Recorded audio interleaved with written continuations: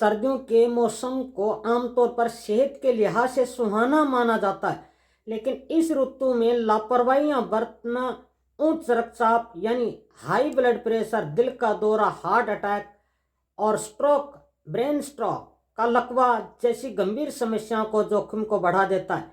इसी तरह सर्दियों में एलर्जिक साइनाइटिस, साइनोसाइटिस, दमा, जोड़ों का दर्द, कमर दर्द की समस्याएं सिर उठाती हैं। हालांकि कुछ सावधानियां बरतकर इन समस्याओं को से निपटा जा सकता है। तो आइए जानते हैं सर्दियों में होने वाली बीमारियों के बारे में। नमस्कार दोस्तों, मैं हूं लक्ष्मण सिंह आनंद। आनंद हेल्थ केयर चैनल में आपका स्वागत है। ठंड में इसलिए बढ़ते मामले।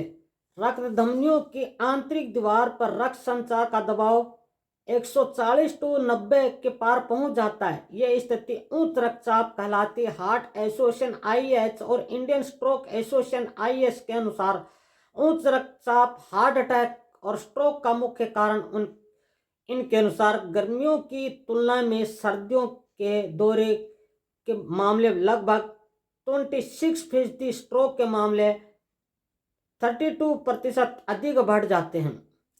अमेरिकन हार्ट एसोसिएशन के अनुसार सर्दियों में अन्य मौसम की तुलना में रक्त में कहीं ज्यादा गाढ़ापन आ जाता है, जिससे थक्का क्लाट बनने लगते हैं। हार्ट अटैक और स्ट्रोक के ज्यादातर मामले रक्तचाप के थक्के के बनने से होते हैं। ऐसे में थक्के हृदय और मस्तिष्क के धमनियों या रक्त नलिकाओं के मार्ग को बाधित करते, जो कालांतर में दिल के दौरे और स्ट्रोक के कारण बनते हैं। तापमान में गिरावट का दुष्प्रभाव हृदय की धमनियां, कोरोनरी आर्टरीज पर भी पड़ता है, जिस कारण वे सिकुड़ जाते हैं। ऐसी स्थिति में रक्त संचार के दौरान धमनियों की आंतरिक दीवारों पर रक्त का दबाव ज्यादा बढ़ता है। ऐसी स्थिति में उच्च रक्तचाप कहलाता है। जोड़ों में रीढ़ की समस्या है। जो लोग गठिया और रीढ़ की हड्डी की समस्याओं जैसे सर्वाइकल स्पाइंडलाइटिस या फिर लंबर स्पाइंडलाइटिस आदि से पीड़ित हैं, उनकी तकलीफें सर्दियों में बढ़ जाती हैं। इनका कारण यह है कि ठंड में धमनियां सिकुड़ जाती हैं। इसके परिणाम फलस्वरूप जोड़ों में रक्त संचार और प्रक्रिया के सुचारू रूप से संचालित न होने से उनमें अकड़न और दर्द की समस्या बढ़ जाती है। बेहतर यही रहेगा कि गठिया और रीढ़ की हड्डी की समस्याओं से पीड़ित लोग विशेषज्ञ डॉक्टर से संपर्क कर उनसे परामर्श अवश्य लें। फिजियोथेरेपिस्ट से या प्राकृतिक चिकित्सा में सलाह जरूर लें, लेकिन अपनी उम्र और शारीरिक स्थिति के अनुसार व्यायाम करें। भोजन में कैल्शियम, रक्त आहार जैसे दूध और इससे निर्मित उत्पादन, दही व मट्ठा आदि को वरीयता दें।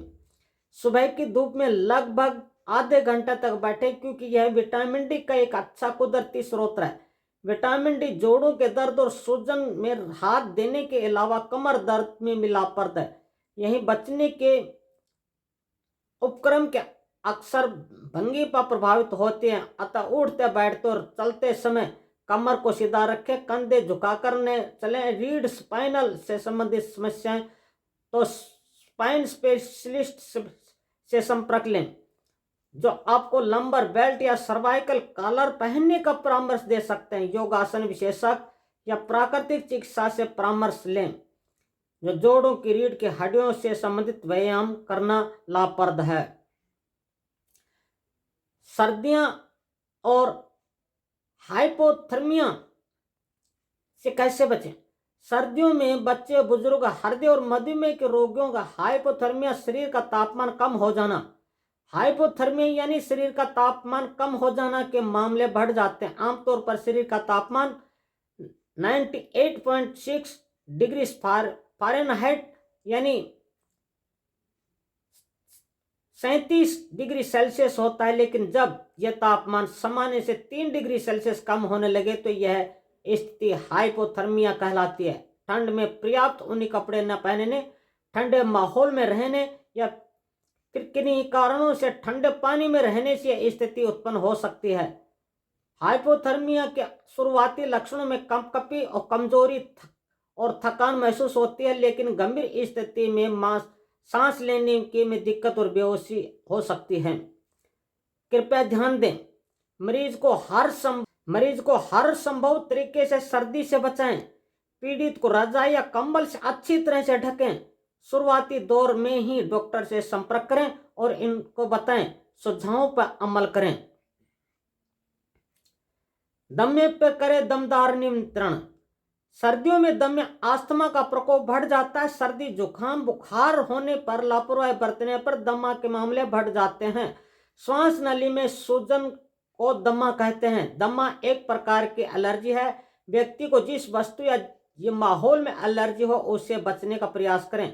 दमा में इनहेलर थेरेपी से के नतीजे कारगर साबित हो रहे हैं, क्योंकि इनहेलर के जरिए दमा सीधे फेफड़ों में पहुंचकर अति शीघ्र असर करती है। डॉक्टर से परामर्श लेकर इनहेलर से दवा लें और उन्हें बताएं, सुझावों पर अमल करें या प्राकृतिक चिकित्सा में संपर्क करें। जाड़ों में जारी रहे सावधानियां। सर्दियों में आलस के कारण अनेक लोग अपने व्यायाम कार्यक्रम को स्थगित कर कंबल रजाई में लिपटे रहना चाहते हैं या फिर व्यायाम में शारीरिक परिश्रम के लिए समुचित समय नहीं निकालते। यह प्रवृत्ति सेहत के लिए ठीक नहीं है। ठंड के मौसम में आमतौर पर लोग अत्यधिक मिर्च मसालेदार युक्त चटपटा और चिकनाई युक्त खाना पसंद करते हैं और भूख से अधिक खाते हैं। यह स्थिति कालांतर में मोटापा बढ़ाती है, जिसे कोरोनरी आर्टरी डिजीज सीएडी का जोखिम बढ़ता है। सर्दियां लगने से स्वयं को बचाएं। पर्याप्त ऊनी कपड़े पहनकर ही घर से बाहर निकलें। जो लोग वृद्ध हैं या फिर उन्हें पहले से उच्च रक्तचाप हृदय रोग है, उन्हें सर्दियों में धूप में निकलने के बाद ही टहलने जाना चाहिए। ऐसा इसलिए क्योंकि सुबह के वक्त अत्यधिक ठंड होने के कारण धमनियों के सिकुड़ने का खतरा ज्यादा रहता है और ये स्थिति हार्ट अटैक या फिर स्ट्रोक का कारण बन सकती है। उच्च रक्तचाप के रोगी नमक पर नियंत्रण रखें। सर्दियों में पसीना कम निकलने के कारण शरीर में नमक की मात्रा बढ़ जाती है, रक्तचाप को प्रभावित कर सकती है। प्रतिदिन अपने भोजन में विभिन्न खाद्य पदार्थों के जरिए 5 ग्राम या आधा छोटा चम्मच से अधिक नमक का सेवन न करें। Sinus infection. जाड़े में साइनस इन्फेक्शन के मामले कुछ ज्यादा ही बढ़ जाते हैं। नाक बंद होने या नाक बहने से मरीज को सांस लेने में समस्या हो सकती है। रोगी नाक और माथा आंखों के आसपास दर्द महसूस होता है। इसके अलावा उसके स्वाद परखने और किसी गंध को सूंघने की क्षमता भी कम हो जाती है। इन लक्षणों के सामने आने पर मरीज की स्थिति के अनुसार डॉक्टर से एंटीबायोटिक चिकित्सा लें। जाड़ों में एलर्जिक साइनाइटिस।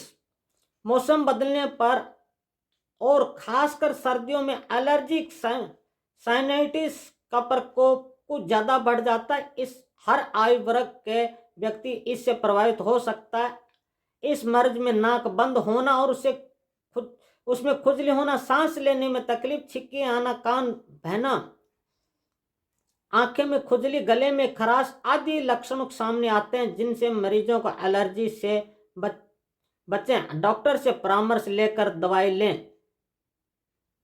नेजल स्प्रे का सहायता लें या प्राकृतिक चिकित्सा सेंटर में जाकर अपनी समस्या बताएं और ट्रीटमेंट लें। वीडियो कैसा लगा कमेंट बॉक्स में ज़रूर बताएं। वीडियो लाइक, शेयर और सब्सक्राइब करने का कष्ट करें। नमस्कार, धन्यवाद।